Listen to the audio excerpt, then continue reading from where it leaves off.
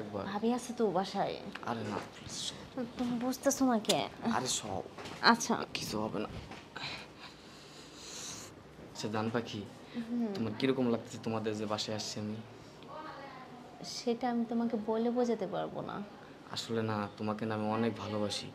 আচ্ছা এইভাবে আর কতদিন? চলো না বিয়ে করে ফেলাই। দেখো জান, আমিও তো তোমাকে ভালো কম বাসি না, তবে আমার ভাই যতদিন পর্যন্ত বিদেশ থেকে না আসবে অতদিন পর্যন্ত তোমার অপেক্ষা করতে হবে। আচ্ছা ঠিক আছে, তাহলে আমার মনটা একবারেই দুঃখিনী হয়ে গেছে। আমার একটু সুখ দাও সুখ? প্লিজ একবার। ভাবি আছে তো বাসায়। আরে না প্লিজ। তুমি বুঝতেছো না কে? আরে সব আচ্ছা কিছু হবে না। সৃষ্টি! আরে ভাবি, তুমি এখানে? এসব তুই কি করছিস? একবারও ভাবলি না এসব নোংরামি করার আগে? ভাবি, আসলে ওরা আমি ভালোবাসি। ভালোবাসা? কিসের ভালোবাসা? ভালোবাসার নামে তুই রুমে এসে নোংরামি করছিস? যা, বেরিয়ে যা এখন এখান থেকে।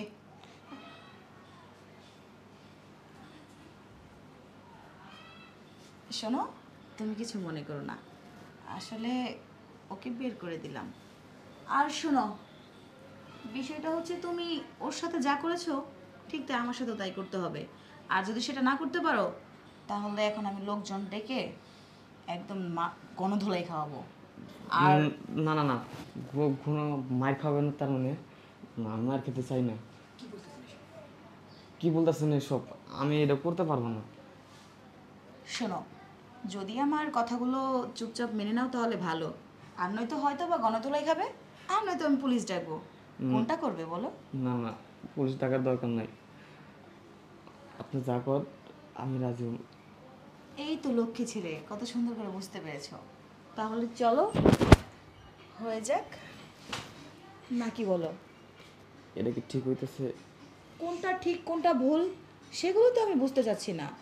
এখন আমি যেটা ঠিক মনে করছি সেটাই। আর তাছাড়া আমার স্বামী তো বিদেশে থাকে, আমার স্বামী যদি বাড়ি থাকতো তাহলে অবশ্যই এটা করতাম না। আমার স্বামী গত 5 বছর হলো বিদেশ থাকে, ঠিক আছে? আর আমার এই যৌবন জ্বালা না মেটানোর মতো কোনো জায়গাও নেই, আর তাই তোমাকেই বেছে নিলাম। আচ্ছা ঠিক আছে, আপনি যদি কেউ না করেন তাহলে আমি রাজি। তুমি যদি আমার চাহিদা রীতিমতো পূরণ করো তাহলে আমি কাউকে বলবো না।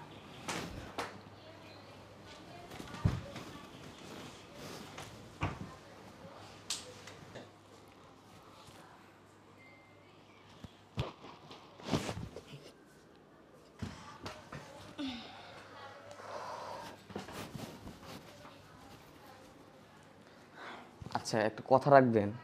হ্যাঁ বলো। এই যে আপনার সাথে যে কাজটা করছি, আপনার ননদের এই কথাটা বলবেন না। বললেই বা কি হবে, কোনো সমস্যা নেই। তোমার যখন যা প্রয়োজন হয় আমার কাছে এসো, আমি তোমার প্রয়োজন মিটিয়ে দেবো।